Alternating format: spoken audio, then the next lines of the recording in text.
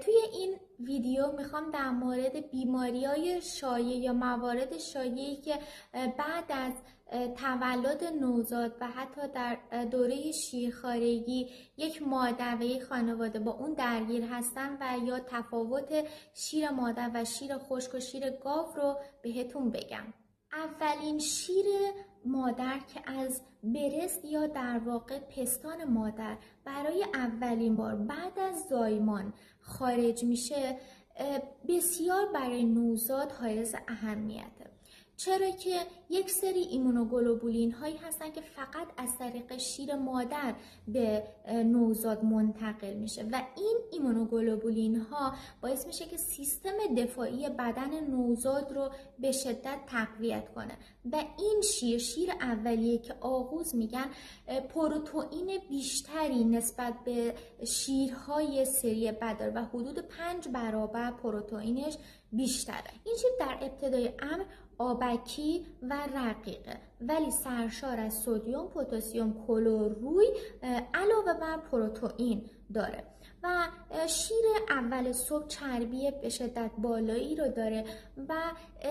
تغذیه مادر به شدت روی شیر بسیار حائز اهمیت رو داره و تغذیه مادر، سوء تغذیه مادر باعث کمبود ویتامین های D، B1، B2، B6 شیر میشه و حالا اون کربوهیدرات ها و چربی های شیر رو هم در واقع تحت تاثیر قرار میده. حالا بخوایم اگر شیر گاو و شیر مادر رو با هم مقایسه بکنیم، مقدار چربی شیر گاو و شیر مادر با هم برابره ولی شیر گاو از اسیدهای چرب اشباع نشده تشکیل شده و شیر مادر از اسیدهای چرب اشباع شده. پس شیر مادر به طب خیلی بهتره و از نظر مقدار آهن هم شیر مادر هم شیر گاو پایینه. به خاطر همینه که از 4-5 ماهگی باید شروع بکنیم و مکمل‌های آهن به نوزاد بدیم و تا 4-5 ماهگی بدن نوزاد ذخیره آهن رو داره. کلسیم و فسفر شیر گاو بسیار نسبت به شیر مادر بیشتره و همینطور پروتئین، ولی پروتئین شیر گاو دیر هضم‌تر و هضم اون مشکل تره، پس بنابراین شیر مادر سیف داره. ولی از نظر ویتامین C و D، ویتامین C شیر مادر بیشتر ولی ویتامین D شیر مادر کمتره. برای نگه داشتن شیر مادر شما میتونین از 3 روز تا 5 روز در یخچال نگهداری کنین و تا 3 ماه اون شیر رو بخواین فریز کنین و برای ظرف هایی که شما بخواین شیر مادر رو فریز کنین حتما باید تا 4 ماهگی اون ظرف ها استریل بشه و از طرفی شما اگر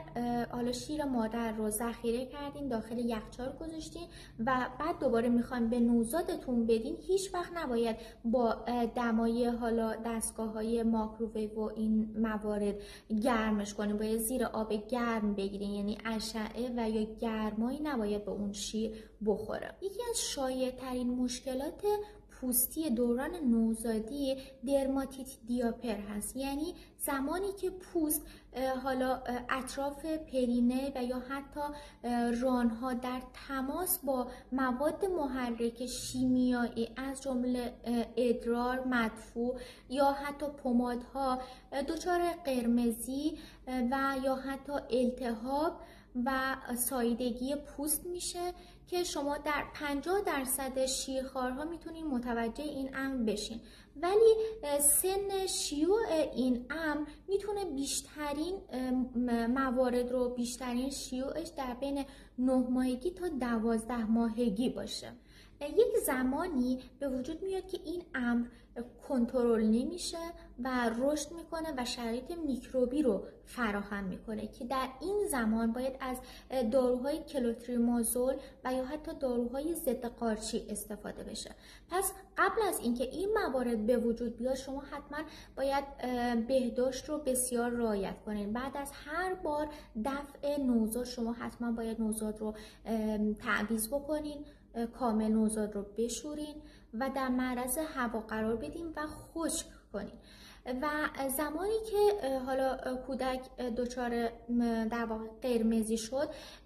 روی در واقع التهاب ها و قرمزی ها به هیچ عنوان پماد استفاده نکنین، پمادهای زینک اکساید استفاده نکنین، در غیر این صورت موردی نداره. دومین مشکل شایع دوران نوزادی عفونت بند نافه که به دلیل عدم رعایت بهداشت و عدم تمیز کردن مرتب و مکرر بند ناف و یا حتی آلوده بودن دست مراقبت دهنده باعث ایجاد عفونت میشه که علائم این عفونت قرمز، خارش، تورم و یا حتی خروج ترشحات چرکی و حاوی بوی بد از علائم این عفونت هستن که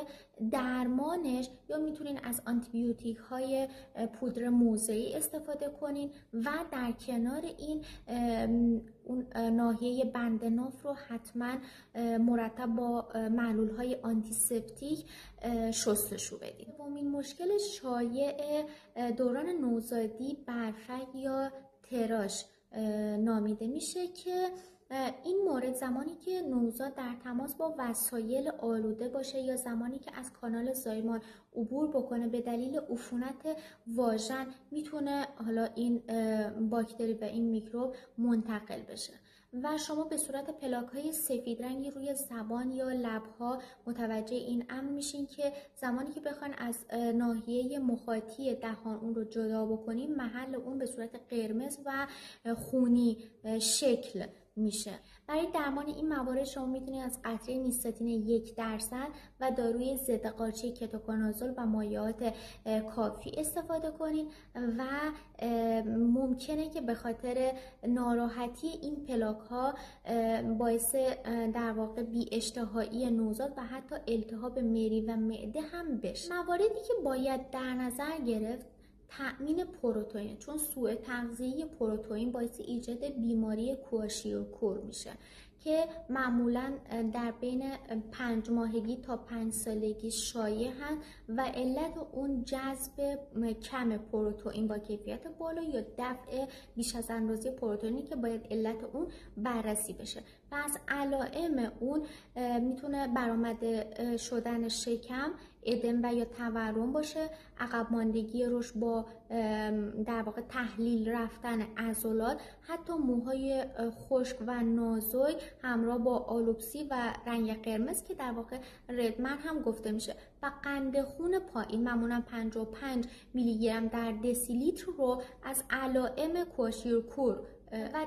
درمان این مورد تأمین سریع کربوهیدرات و پروتئینه و همچنین میتونیم از ویتامین ها و مواد معدنی مثل ویتامین آ و مواد معدنی کلسیم و پتاسیم هم استفاده بشه و در طی 7 روز تا 14 روز به خاطر تخلیه در واقع آب از بدن یه افت در واقع وزنی هم وجود داره ولی بعد مجدد بهتر میشه و یکی از مواردی که باید در نظر گرفته بشه تامین ویتامین دی هست، چرا که کمبود ویتامین دی در اثر عدم تماس با نور خورشید، مصرف بیش از اندازه غلات یا یک سری داروها مثل فنیتوئین و فنوباربیتال باید خیلی بیشتر روی تأمین ویتامین دی حساس تر شد و که معمولا طی 2 سال اول زندگی بیشتر خودش رو نشون میده و کمبود ویتامین دی باعث نرم شدن استخوان‌ها و دیر بسته شدن استخوان‌های سر و یا حتی دیر دندان درآوردن بشه و یا حتی باعث دفرمیتی‌های توراسی که در واقع به اصطلاح سینه کبوتری بهش میگن یا حتی باعث دفرمیتی‌های استخوان‌های لگن، نخاع که همین باعث تأخیر در راه رفتن و یا حتی ایستادن بشه. کمبود ویتامین آ باعث شبکوری و ایجاد خشکی در ناحیه ملتحمه چشم و یا حتی نکروز و زخم در ناحیه چشم و قرنیه و اسکار دائمی بشه و کمبود ویتامین سی باعث خمیده شدن حتی زانوها و در واقع قرمز شدن لثه ها و ایجاد خونریزی در بافت‌های مختلف پوست بشه.